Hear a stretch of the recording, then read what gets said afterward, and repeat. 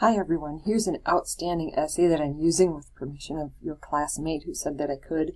First of all, let's look at the question. We know that we're supposed to talk about 3 women who were important in the scene, but the other key part was that you're supposed to describe their historical contributions. In other words, what would the world be like if we hadn't experienced their work? This person is very clear. First of all, we see the 3 people who are talked about, underlined and outlined here. Martinez, Paradis, and Stryker and Stein. Take a look and notice how many terms this person used. I had mentioned there'll be a term list on here. Not only are the terms used, but often this person defines them.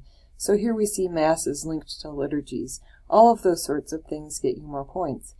The blue highlighted things are the things that I would say point to historical contributions, noting that this person really does do a lot of that, keeps pulling the focus back, that not only Martinez did certain things, but her influence was long-lasting. So she had a salon, important people were there, she knew Mozart probably impacted his works, that sort of thing.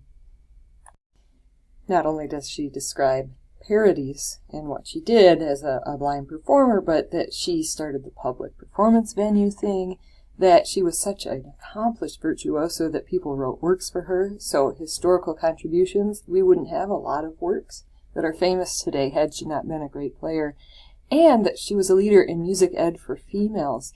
That is not a small thing when we think about the fact that until this era, women were really denied access to education. And then finally with Stein, yes, she was a piano builder, and it's good to mention that, but what historical contributions did she make? She made a bigger piano, she made a piano that Beethoven could play. We wouldn't have a lot of his works without her, and then organizing the concerts. So this is a very well done essay. It's loaded with terms that are underlined, as you can see, and highlighted by me, and then really hits it home by making that linkage to historical contributions.